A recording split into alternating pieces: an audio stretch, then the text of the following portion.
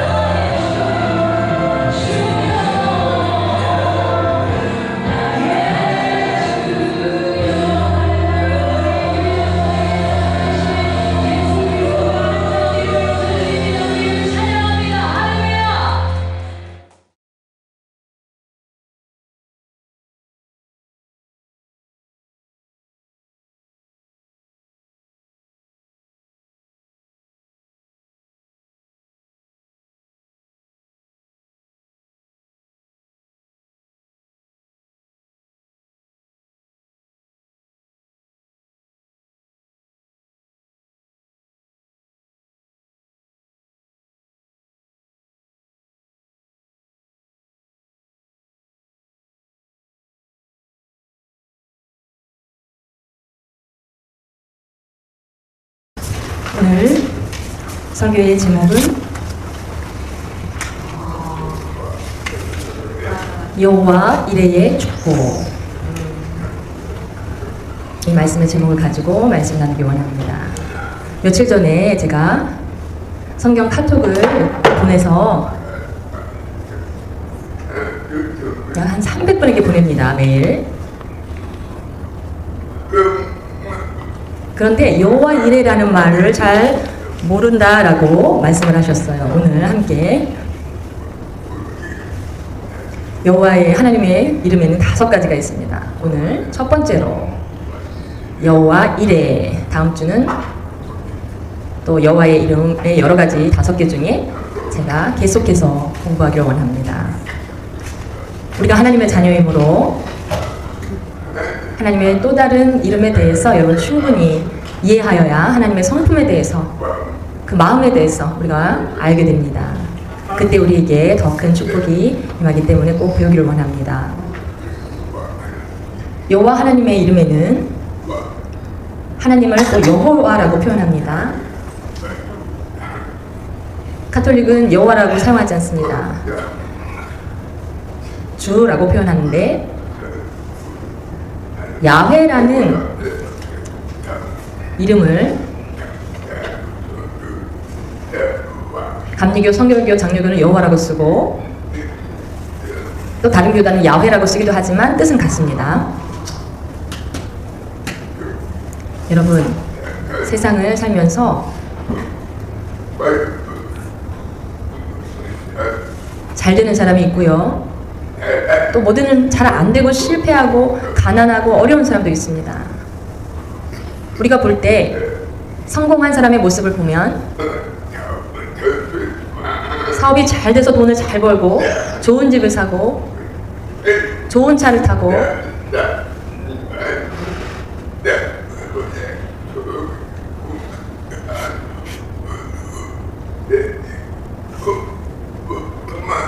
그런 사람을 보면 우리는 복받았다 합니다. 또 부러워합니다. 아, 나도 그렇게 살고 싶다.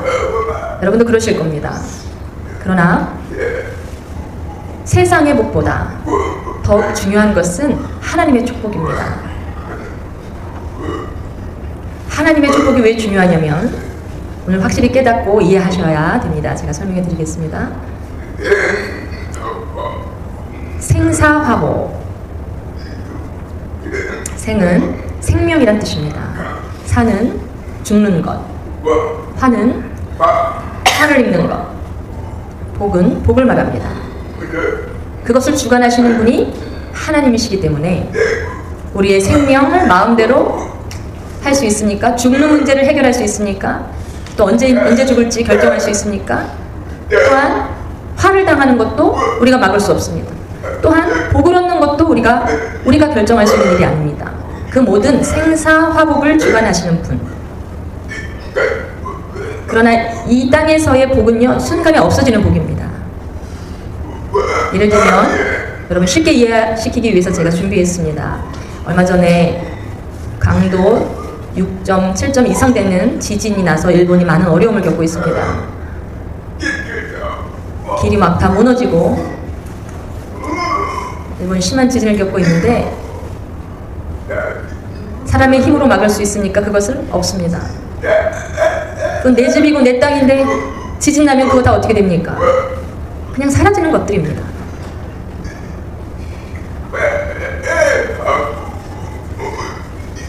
언제 무슨 일이 일어날지 모릅니다. 두 번째,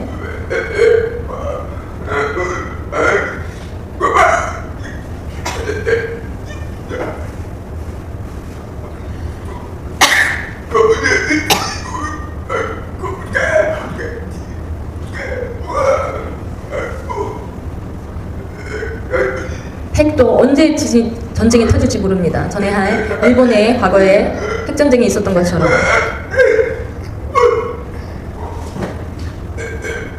그 피해는요, 만약에 이 한반도에 떨어졌다면 우리는 다 살아남기 어렵습니다. 건물이고 집이고 여러분의 소유된 것들이 모두 한순간에 없어집니다. 지금 넓은 평수에서 넓게 산다고 자랑할 것이 무엇입니까? 언제 없어질지 모릅니다. 또 미국에서 토네이도가 심각하게 일어나는 거 보셨죠? 집이 순식간에 날아갑니다.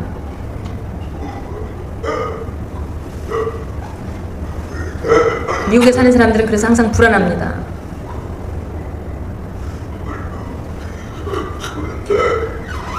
플로리다주에 토네이도로 인해서 많은 사람들이 어려움을 겪고 또 이사를 가고 하는 일들이 일어났습니다. 그럼 이러한 일들이 우리에게는 일어나지 않을까요? 일본도 중국도 이런 일들이 일어나는데 한국은 언제 이런 토네이도와 같은 이런 폭풍이 일어날까요? 우리는 안전할까요? 그렇지 않습니다. 또 1년마다 산불이 막 어마어마하게 일어납니다. 아무리 조심하려고 해도 어느 때는 사람이 그 원인이 되고 하지만 어느 때는 나뭇잎이 부딪히면서 그 건조한 그 안에서 불이 나서 자연적으로 산불이 납니다. 이 불이 그냥 바람을 따라서 순식간에 번집니다. 넓은 땅을 가졌다 자랑할 수 있습니까? 또한 암도 마찬가지예요. 우리 몸에서 아무리 건강하다고 자부하는 사람들 병 앞에는 쓰러집니다. 죽으면 끝입니다. 누가 나이가 건강하다고 장담할 수 있습니까? 언제 그 선고를 받을지 우리는 알지 못합니다. 언제 여러분이 6개월, 3개월 이렇게 시한부 선고를 받을지 우리는 알 수 없습니다. 그렇기에 세상을 살아가면서 내가 성공할 것을 장담할 수는 없는 것입니다. 모든 것은 하나님 지켜주셔야 합니다. 하나님 지켜주셔야 여러분의 자녀를 지켜달라 기도하시고 그때 하나님 우리를 인도하시며 하나님의 주시는 복을 누릴 수 있습니다. 우리를 인도하여 주실 줄 믿습니다. 오늘 창세기 22장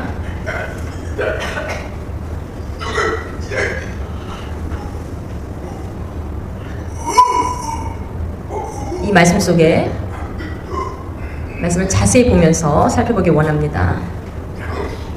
첫 번째로 하나님의 시험.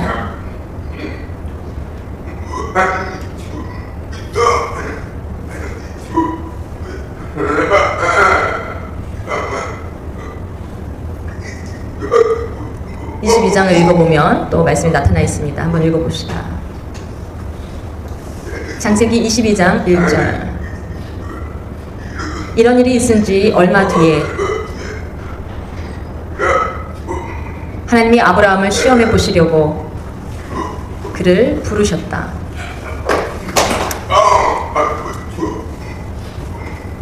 하나님이 시험해 보시려고 그를 부르셨다. 아브라함을. 이 말씀이 왜 하나님이 시험을 하실까? 이 단어가 여러분 참 우리에게는 받아들이기가 어렵습니다. 또 한 번 읽어봅시다. 야고보서 1장 13절 말씀입니다. 시험을 당할 때 아무도 내가 하나님께 시험을 당하고 있다 하고 말하지 마십시오. 하나님은 악에게 시험받지도 않으시고 또 시험하지도 않으십니다. 오늘 말씀은 하나님을 시험하지 않으신다 라고 말씀하시고 계세요. 창세기는 시험하셨다고, 야고보서는 시험하지 않으십니다 말하고 있습니다. 아마 이 단어에 대해서 오해를 하고 있기 때문입니다. 시험에는 두 가지가 있습니다. 한 가지 뜻은 유혹이라는 뜻이요.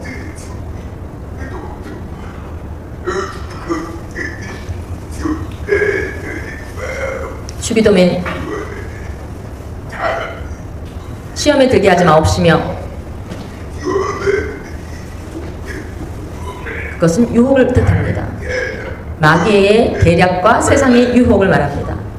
근데 오늘 창세기에 아브라함에게 하신 것은요, 이 시험은요 유혹이 아니라 테스트란 뜻입니다.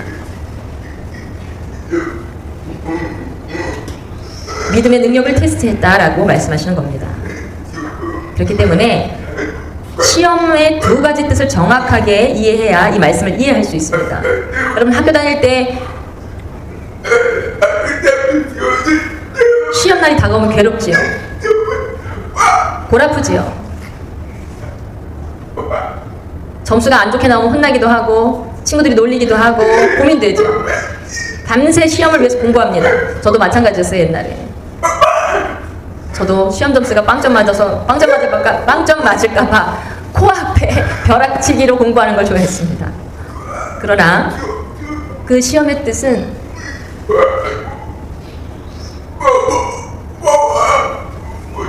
그것은 벌을 주는 게 아니라 우리를 시험한다는 뜻은 우리를 요셉처럼 애굽에 팔려가 고생을 시켜 그를 연단하셨던 것처럼 결국 그가 마지막에 믿음에 승리하는 것처럼 우리 인생에 이러한 시험이 없으면 요셉과 또 욥도 마찬가지입니다. 부유한 자, 부족함이 없던 하나님을 섬기는 자가 갑자기 모든 어려움을 겪었을 때 마귀는 말합니다. 부유하기 때문에 하나님을 섬기죠. 가난하게 해보십시오. 하나님을 욕할 것입니다. 배반할 것입니다. 근데 하나님 말씀하십니다. 욥은 그럴 리가 없다.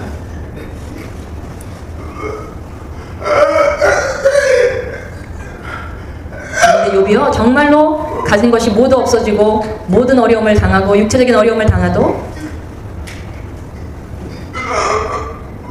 끝까지 그것을 이겨내는 것을 보고 오늘 아브라함도 마찬가지입니다.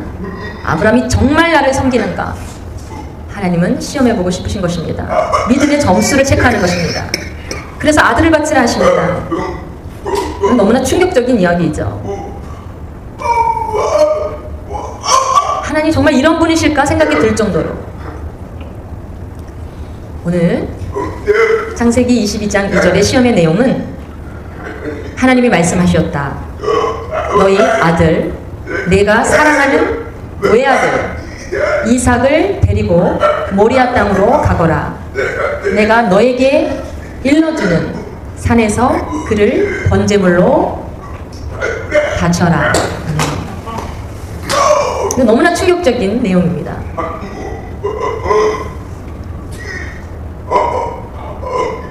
아브라함의 입장에서는 하나님의 말씀을 듣고 나서 너무나 이해가 되지 않았을 겁니다. 고민이 되었을 겁니다.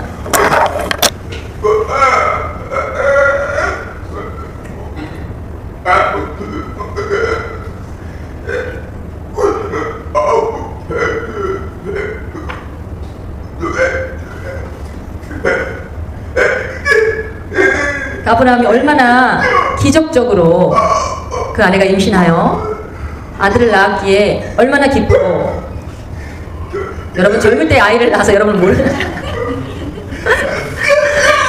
나이 들어서 애를 하나 낳아보십시오. 할아버지가 손자를 보는 것처럼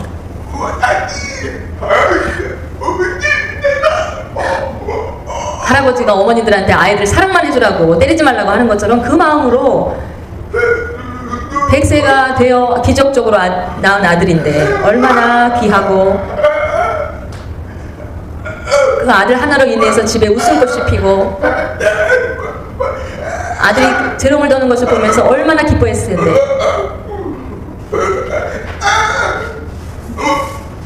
전에는 내가 하나님을 그렇게 섬기더니 이제는 아들만 보고 있구나. 하나님 그런 마음이실지는 모르겠지만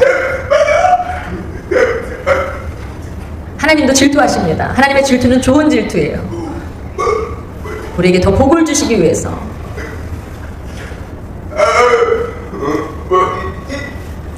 아들이 우상이 되었구나.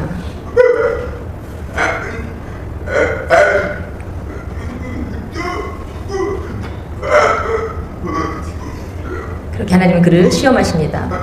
그들의 믿음의 점수를 체크하셨다는 거예요. 아브라함은 충격받았습니다. 어떻게 해야 되나 고민했을 겁니다. 그런데 오히려 성경은 그가 순종했다라고 이야기합니다. 여러분 같으면 하나님 심하기도 하시지, 하나님 너무하시죠, 중얼거렸을 텐데 아브라함이 네 합니다. 아내에게 말 안 하지 않습니다. 아내한테 말하면 큰일 날 것 같습니다. 그래서 아내에게 말하지 않고 혼자 침묵하며 아들에게도 말하지 않습니다. 종들에게도 말하지 않습니다. 혼자 침묵하며 그렇게 하리라 결단합니다. 그리고 준비합니다. 보통 믿음이 아니죠. 여러분 잘 생각해 보시면 정말 쉬운 일이 아닙니다. 하나님께 제사를 올려드릴 때 번제라는 것은 유대의 역사상 아브라함, 아담 때부터 모세나 구약의 법궤를 따라 레위기 때도 상세히 번제의 모습이 나타나 있습니다. 제사가 5가지가 있는데 그 중에 제일 번제는 힘들게 올려드리는 제사입니다. 양이나 소를 잡아서 부유한 자는 왕이나 부유한 자는 손을 잡고 그 다음은 양을 잡고 그 가난한 자는 비둘기라도 잡아서 번제를 드리는데요. 먼저 손발을 묶습니다. 양이. 그리고 칼로 목을 찌릅니다. 그 피를 담습니다. 그 옆에 놓고 가죽을 벗깁니다.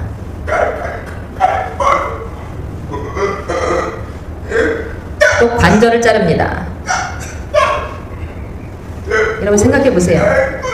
이 양이요, 이렇게 양을 죽이듯이 번제를 하듯이 아들 이삭을 똑같이 이렇게 번제를 올리라는데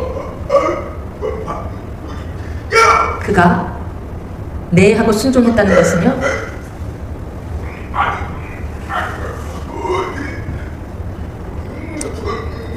이 번제를 준비한 후에 까맣게 태워 제가 될 때까지 태웁니다. 다른 제사는요, 태우는 중에 고기를 남겨서 국을 끓이기도 하고 서로 그것을 교제해서 먹기도 나눠 먹기도 하는데, 그런 제사 번제는 그렇지 않습니다. 먹지도 못하고 완전히 새카맣게 제가 될 때까지 태워 올려드리는 제사입니다.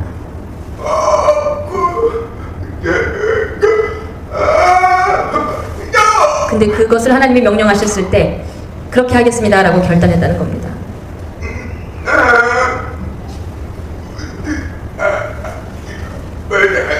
모수는 앞뒤가 맞지 않는다는 뜻입니다.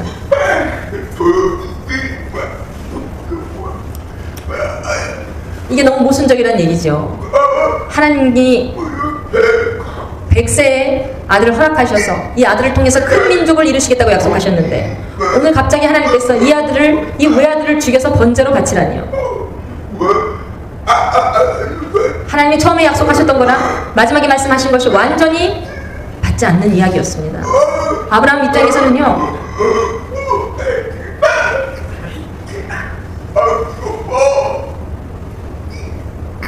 이것에 대해서 반문할 수도 있을 텐데, 우리라면 그랬을 텐데, 하나님이 주셨으니 하나님께 드린다라고 하고 그는 아주 단순하게 결단해 버립니다.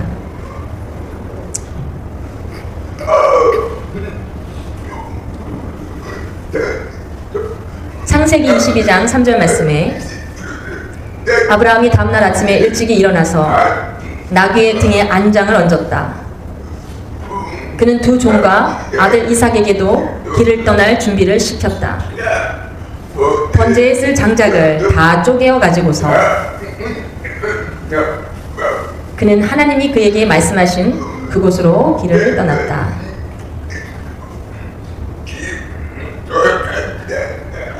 아멘. 하나님이 말씀하시자 다음날 아침 일찍 일어나 준비했다는 거예요. 오후가 되면 또 망설여질지 모르니까 빨리 준비했습니다. 아들에게 제사를 지내러 가자고 준비하고 하나님께 제사 드리러 올라가자라고 이야기합니다. 그래서 아들과 종들은 준비합니다. 성경을 자세히 살펴보면 유대 지역의 지도에서 빨간 부분이 브에세바입니다. 그곳에서부터 모리아산까지 3일을 걸어가야 할 거리입니다.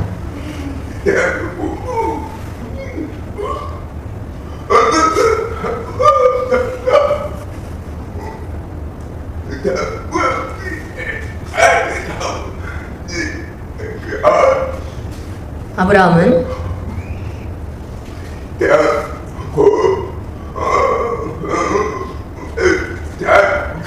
45km, 3일 거리를 걸어가야 합니다. 평택과 천안까지. 여기서부터 여러분 그 거리를 생각해 보십시오.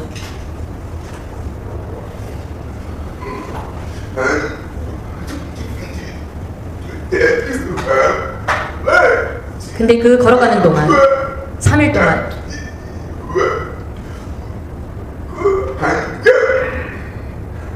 하나님께서는요 그냥 하신 것이 아니라 한국 속담에 작심 3일이란 말이 있습니다. 오늘 결단해놓고 3일 후에는 그걸 이루지 못한다는 거죠. 마음이 바뀐다는 얘기입니다.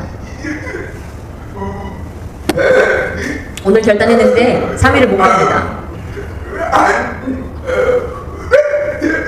하나님이 3일을 걷게 하시면서 그가 포기하나 그가 어떻게 생각하나 또 시험하십니다.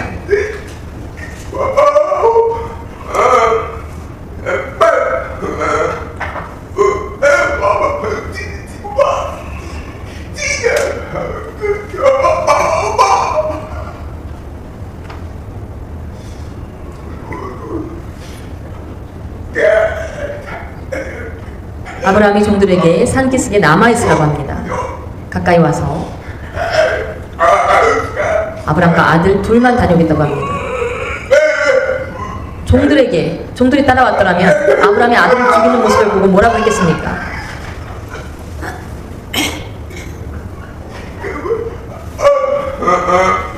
노망이 났는지 아브라함이 치매가 걸렸나 노망이 들었나 했을 겁니다. 종들이 붙잡으면 하나님이 명령하신 일을 이룰 수 없기 때문에 아브라함은 그것을 막습니다. 너무나 중요한 순간이기에 하나님께 번제를 드려야 되기 때문에 그들이 인간적으로 나를 막을 거다라고 생각했기 때문에 그들을 남아있으라고 합니다. 따라오지 말고.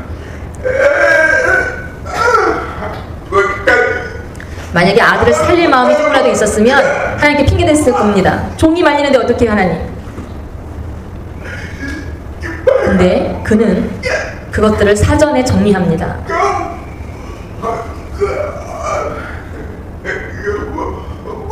하나님도 놀라십니다.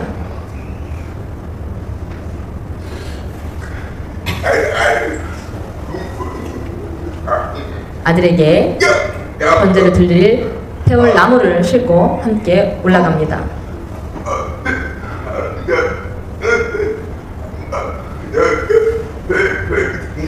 아브라함의 나이는 대충 120 전후고 아들은 20살 밑에 청년입니다. 나이 차이가 너무나 많이 나죠. 젊은 아들에게 나무를 질 것을 맡기고 함께 올라갑니다. 그런데 그때 아들이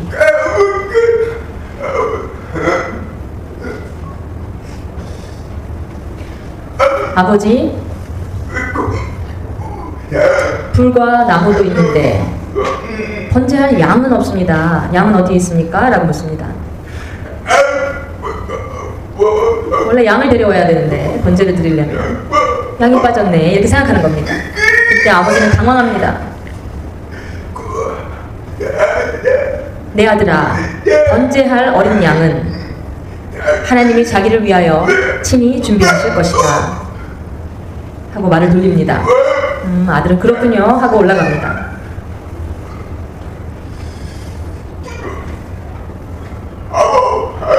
아브라함은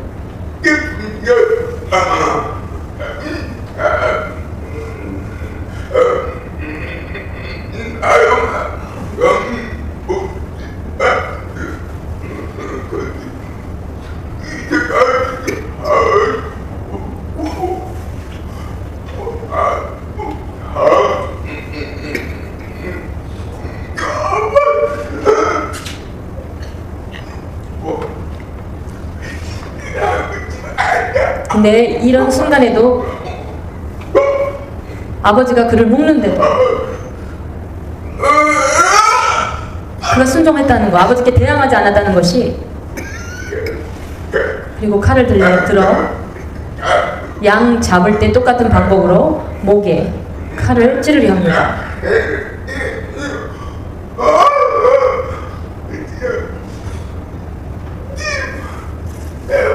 갑자기 급한 기회. 정말 찌르는 순간 손대지 말라.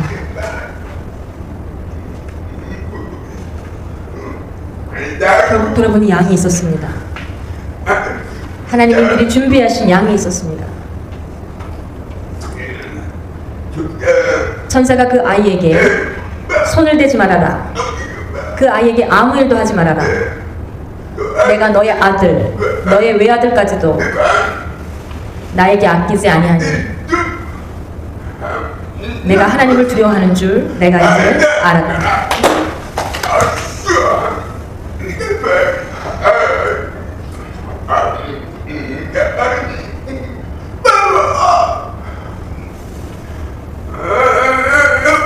그때 하나님 너무 기뻐하셨습니다. 정말로 내가 나를 두려워하는구나. 나를 섬기는구나. 그것은 벌써 아이를 죽여 하나님께 바친 것과 같았습니다. 그렇기에 여호와 이레 라는 말은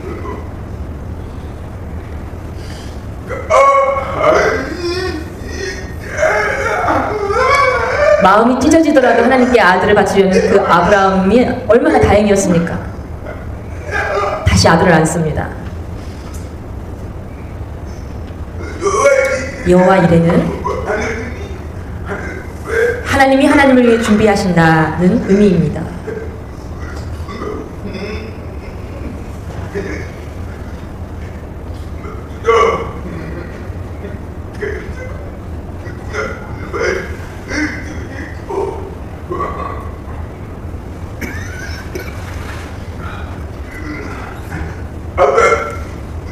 아브라함이 이르되 내 아들아 번제할 어린 양은 하나님이 자기를 위하여 친히 준비하시리라 하고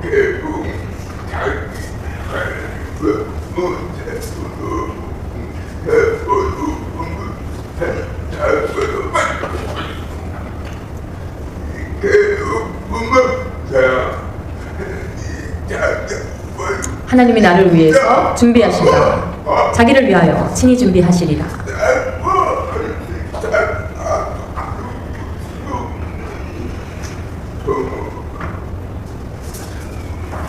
두 가지.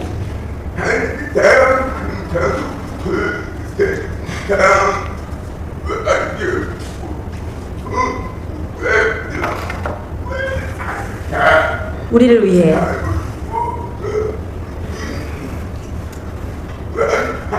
하나님 주신 축복도 하나님을 위해입니다.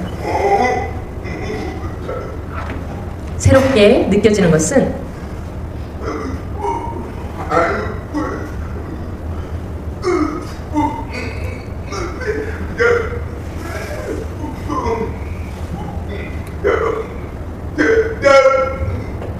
하나님의 축복이 우리를 위해서 사용되면, 남용되면 목적을 잃어버립니다.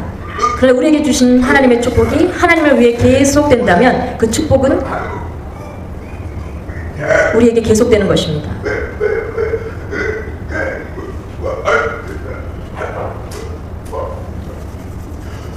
하나님의 주신 축복에 조건이 있습니다. 예를 들면 하나님의 축복은 너무나 큰데 나는 왜 이렇게 받는 것이 없지? 라고 느낄 때 가끔 중얼거릴 때가 있습니다. 오늘 서울 지역에 사는 사람들은요 상수도를 마시는데 청평에서부터 그 물이 흘러와 그 물이 서울의 상수도가 되는 것입니다. 예를 들면 하나님이 주시는 축복은 청평의 수원지입니다. 그런데 우리가 집에서 그 물을 받는 방법은 수도꼭지를 열어야 물이 쏟아집니다. 근데 왜 물이 안 나올까요? 예를 들면 그 물은 벌써 내려올 준비가 되어 있는데 수도관이 나쁘거나 그 안에 더러운 것이 끼었거나 그 물이 흐르지 않습니다. 하나님보다 세상을 사랑하거나 하나님은 몰래 죄를 짓거나 회개하지 않거나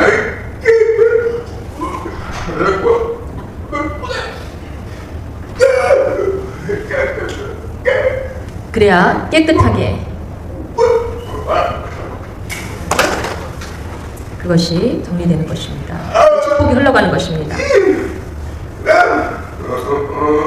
그 아이에게 손을 대지 말라 하고 봤더니 아까는 없었던 양 한 마리가 거기에 와 있습니다. 하나님 미리 준비하신 것이죠. 이 양의 뿔이 수풀에 걸려 있습니다.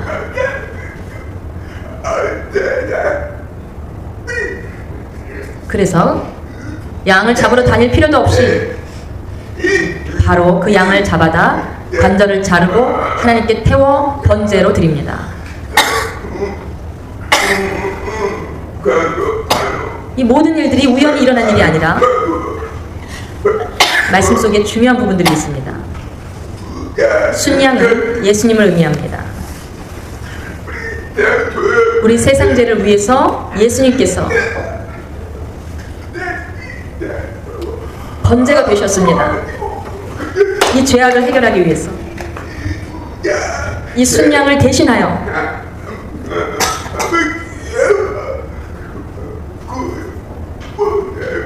그 하나님께서 그것을 예수님의 몸을 받으시고 우리에게 풍성한 은혜로 지옥의 형벌에서 죽을 수밖에 없는 우리에게 이 죄사함을 주셨다는 것입니다.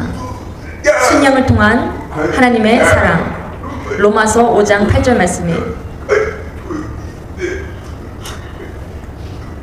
그러나 우리가 아직 죄인 되었을 때에 그리스도께서 우리를 위하여 죽으셨습니다. 이리하여 하나님께서는 우리들에 대한 자기의 사랑을 실증하셨습니다.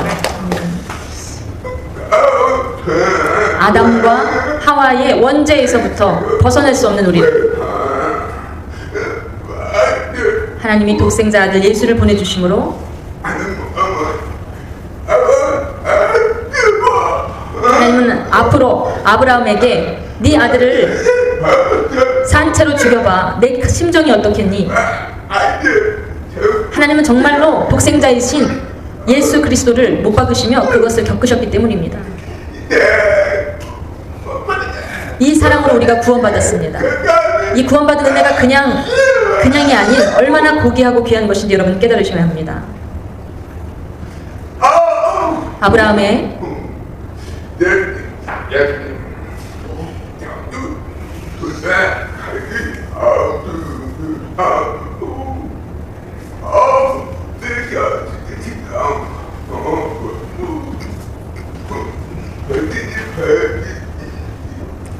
예수님께서 너희 조상 아브라함은 나의 날을 보리라고 기대하며 즐거워하였고 마침내 보고 기뻐하였다 라고 말합니다. 바리새인들이 그 예수님의 말씀 앞에 아브라함은 예수님이 태어나기 전에 2000년 전의 사람인데 그 사람을 예수님께서 지금 이야기하신다고요? 50대 이하인 예수님께서 아브라함에 대한 논의를 하신다는 것이 이상했습니다. 그러나 정말로 예수님은 아브라함에게 아들을 주기라는 명령을 통해 바로 이것을 통해 하나님은 예수 그리스도의 죽으심을 우리에게 나타내신 것입니다. 이 예수 그리스도가 다시 오시는 날을 기대하고 즐거워하였다. 아브라함은 천국에서 세상에 보내신 예수 그리스도를 바라보시며 십자가에 달리심, 그 예수님의 사역을 보시고 십자가에 달리심을 기뻐하였다라고 말하고 있는 것입니다. 그렇기에 성경에서는 66권을 통해서 그를 하나님의 법이라 칭하였습니다.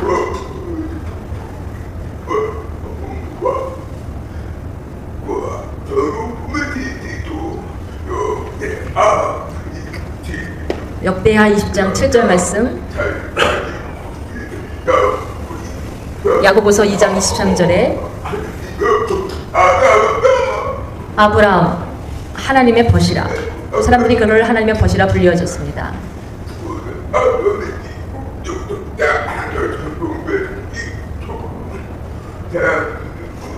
아브라함이 하나님을 믿으니 하나님께서 그것을 아브라함의 의로움으로 여기셨다라고 한 성경 말씀이 이루어졌다.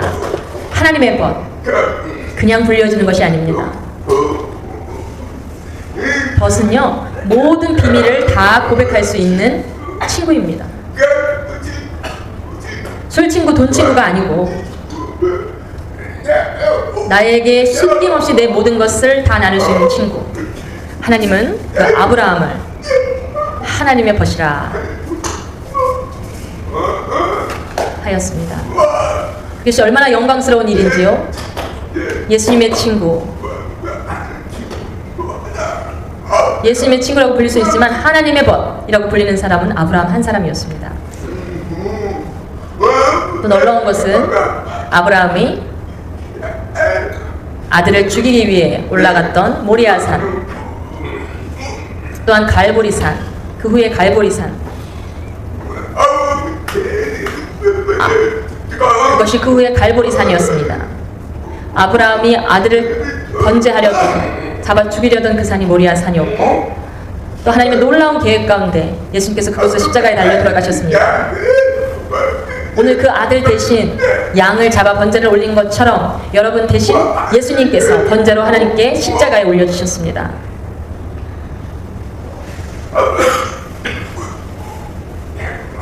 오늘 아브라함의 믿음과 축복에 대해 말씀드립니다.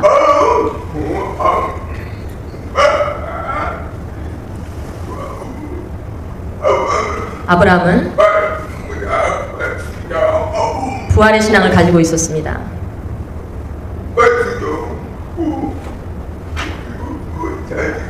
창세기 22장 5절 말씀에 그는 자기 종들에게 말하였다. 내가 이 아이와 저리로 가서 예배를 드리고 너희에게 함께 돌아올 터이니 그동안 너희는 나귀와 함께 여기에서 기다리고 있거라.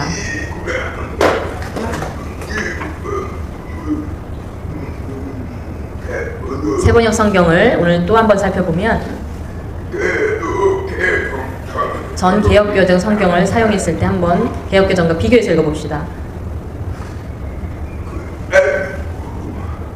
똑같은 구절입니다. 이에 아브라함이 종들에게 이르되 너희는 나귀와 함께 여기서 기다리라. 내가 아이와 함께 저기로 가서 예배하고 우리가 너희에게로 돌아오리라 하고. 아멘.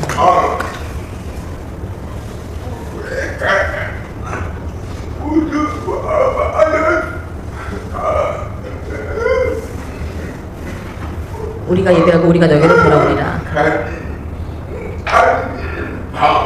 그렇다면 아브라함은요, 아들을 죽이셔도 하나님은 아들을 살릴 수 있다라는 믿음을 가지고 있었다는 것입니다.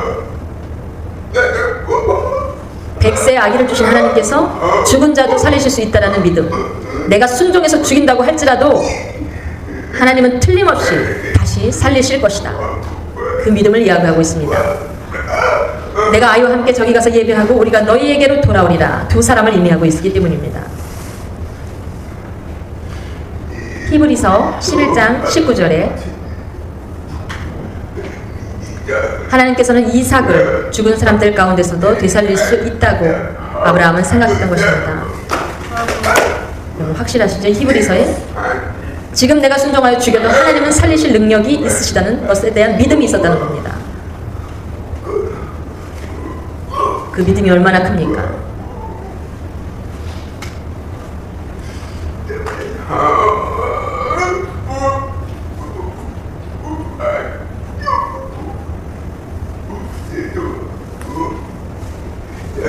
창세기 22장 16절부터 17절 말씀에 주님의 말씀이다. 내가 친히 맹세한다. 내가 이렇게 너희 아들까지 너희 외아들까지 아끼지 않았으니 내가 반드시 너에게 큰 복을 주며 너의 자손이 크게 불어나서 하늘의 별처럼 바닷가의 모래처럼 많아지게 하겠다. 너희 자손은 원수의 성을 차지할 것이다.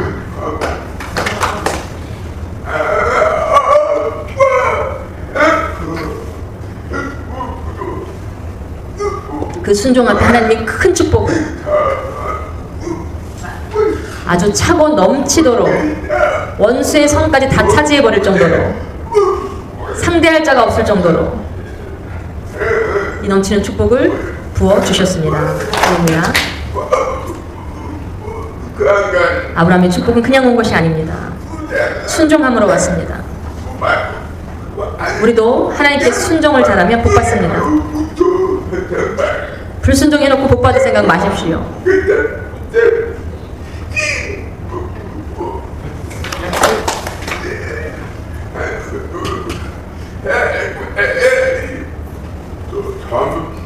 하나님께서 여러분에게 헬리콥터를 선물로 주길 원하십니다.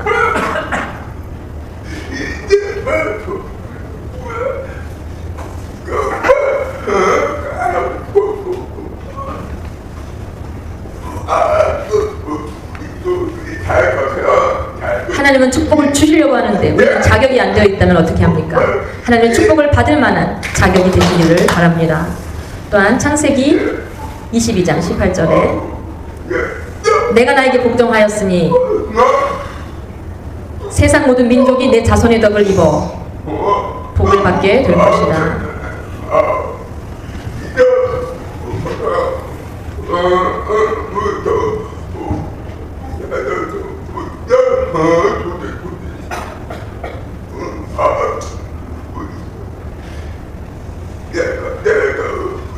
내가 나에게 복종하였으니 세상 모든 민족이 내 자손의 덕을 입어 복을 받게 될 것이다.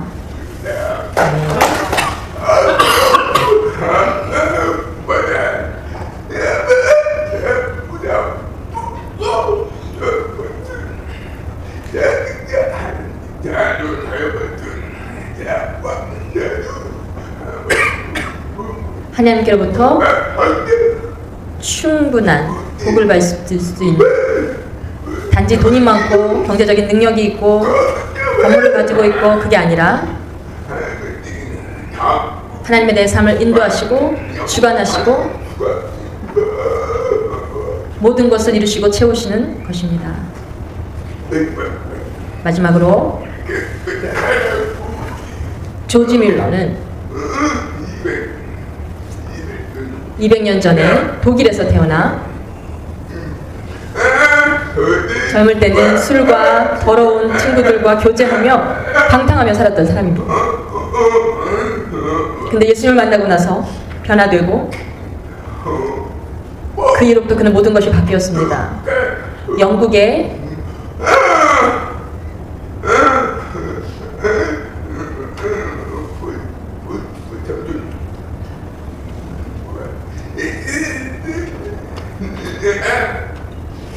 (3,000명) 또한 고아원을 세우고 기도응답을 5만 번 이상 받은 사람.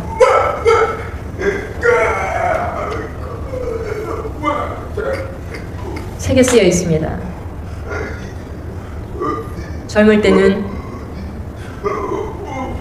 고아원을 운영했을 때 걱정도 없고 부자이기 때문에 괜찮았지만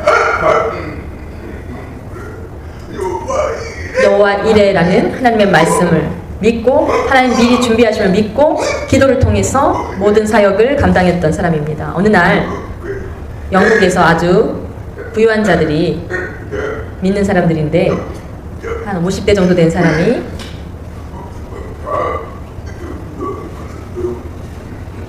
내가 오늘 기부하기를 원합니다. 지금은 그 정도의 액수가 50파운드가 작지만 옛날엔 큰 돈이었습니다. 50파운드라는 정도의 돈을 어려운 사람들에게 기부를 하려고 합니다. 이 고아원 얘기만 들으면 막 기부를 하고 싶은데 다른 고아원을 찾다가 조지 밀러가 운영하는 고아원을 만나게 됩니다.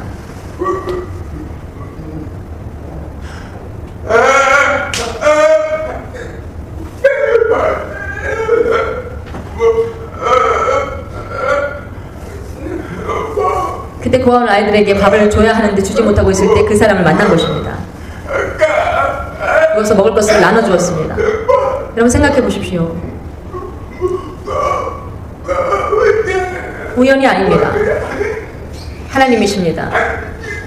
하나님 미리 준비하시고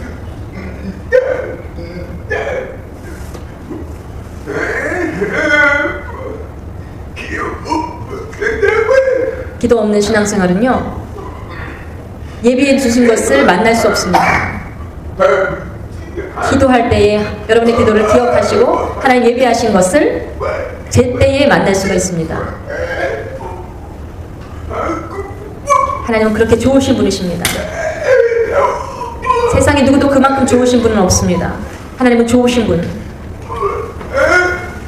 여러분의 필요한 것, 걱정되는 것 해결하려고 하지 마시고 여러분의 아버지께, 주님께 아뢰시고 믿으시고 감사와 찬양을 올리십시오. 그렇게 살아갈 때 여러분은 지금 이 순간 재벌이십니다. 믿음의 재벌. 병이 나도 돈이 없어도 여러분이 불안해하지 않습니다. 하나님이 계시기에 이런 믿음의 재벌로 승리하시는 여러분이 되시기를 축복합니다.